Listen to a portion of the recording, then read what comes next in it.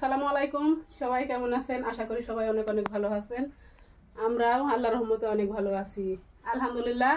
আমি আজকে আমার চুলাটা মাটি দিয়ে লাগাবো, তো নুড়ি দিব, এর জন্য মাটি আনতে যাচ্ছি। তো আসেন কোন জায়গা থেকে আমি মাটি আনবো দেখাচ্ছি।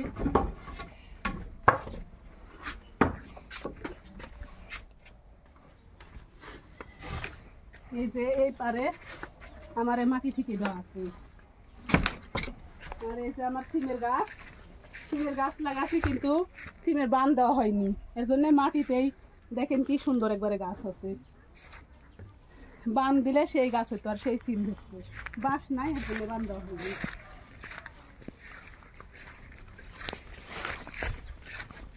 আমি এই যে এই জায়গা থেকে মাটি নেব। আপনাদের চাচা এই জায়গা মাটিটা স্টক করে রাখিছে, মানে তুলা ঠিকই দিয়ে রাখিছে বড়ে তোলার জন্য। আর আমার নুড়ি দেওয়া লাগলে আমি কিন্তু এই জায়গার থেকে মাটি লিয়ে যাই নুড়ি দিই।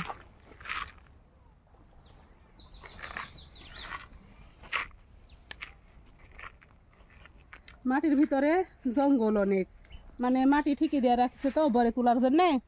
আর এন্দুর লাগিছে মাটি লাগায়, এ দেখেন এন্দুরে মাটি তুলিছে কেমন করে, এই যে মাটি তুলিছে এন্দুরে। আর এই মাটির জঙ্গল অনেক, তো বাইসা বাইসা ইয়া করা লাগবে, না হলে হবে না। আমার মাটি লওয়া শেষ, আমি এখন বাড়ির ভিতরে যাব।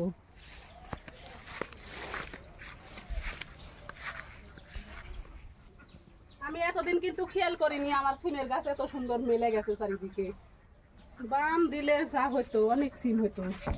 ইনশাল্লাহ সামনে বছর কিন্তু সিমের গাছ লাগাইলে আমি বান দিব, দেখবেন অনেক সিম হইলে তাহলে খাওয়া হবে, বিক্রি করা হবে।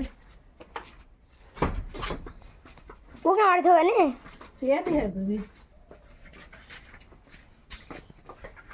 চুলা লাগানোর জন্য মাটিটা আমি পানি দিয়ে সানা লিখছি, মানে সুন্দর করে সানা লাগবে, নরম করে একবারে। পানি দিনও দিয়ে সানিচ্ছি মাটি, ছিটকে হবে না। না আমার মাটি সানা শেষ, এখন চুলা লাগাবো। অনেক দিন থেকে চুলাটা লাগানো হয়নি, মানে শরীর অসুস্থ, কাজ করতে আর ভালো লাগে না। তো আগে কোনোদিন আমার চুলা কিন্তু এরকম অপরিষ্কার হয়নি, এবারই এরকম অপরিষ্কার হয়ে গেছে। বর্ষার পানি, আবার এদিকে আমার কাজ করতে আর ভালো লাগে না। এখন সবাই হয়তো বলবেন যে ভিডিও করে অথচ কাজ করতে ভালো লাগে না বলছে। পেটের দায় তো মানুষের অনেক কিছুই করার লাগে, পেট তো আর বসে থাকে না। যেভাবেই হোক পেটে কিন্তু খাবার পৌঁছা দিতেই হবে, লিজা না করলে মানুষে করে দিবে নি। এখন পেটের জন্য ভিডিও করি, তাই জন্য যেভাবে হোক ভিডিও করতেই হবে। তো অনেক দিন থেকে ইয়া করা হয়নি, ভাবছি আজকেই কাজটা করে ফেলি।